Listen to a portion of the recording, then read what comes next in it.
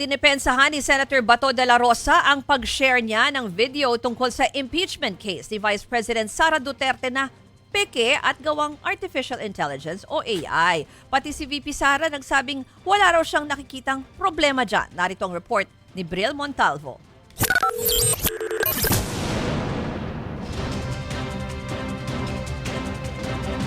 Pabor ka ba sa impeachment ni VP Sara? No. Bakit? Because it is obviously politically motivated. I mean, maraming may confidential funds sa gobyerno, iba nga billions pa. But why single out the VP?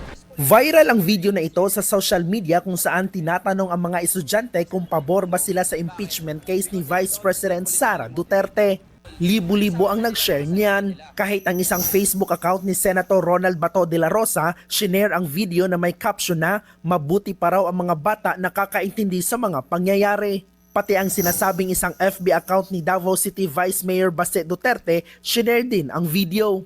Pero mabilis ang mata ng netizens. Natukoy na fake at AI-generated ang video o gawa lang sa artificial intelligence. Kapansin-pansing iba ang lengguwaheng nakasulat sa mga establishmento.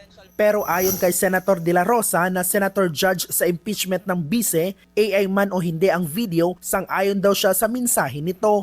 Pati ang mismong bise, aprobado sa AI video. Wala naman problema siguro sa pag-share ng AI video in support of sa akin. Basta hindi ginagawang negosyo. Pero para kay Palace Press Officer Undersecretary Claire Castro, nakakawala ng tiwala kung opisyal ng gobyerno ang nagbabahagi ng fake news. Paano na po yung ibang naniwala sa kanila, considering na binoto sila ng taong bayan? Sa kabilang banda, bumuelta naman si VP Sara sa kumpanyang PR firm na gumagamit ng AI para umano siraan siya. Sobrang napahiya na siya doon nung nilabas yon ng AI.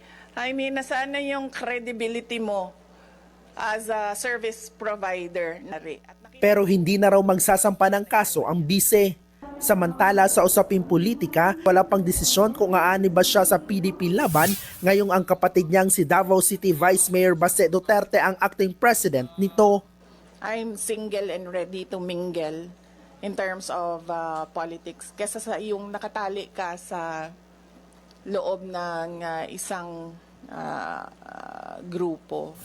Nagbabalita mula sa frontline, Bril Montalvo, News 5, Mindanao.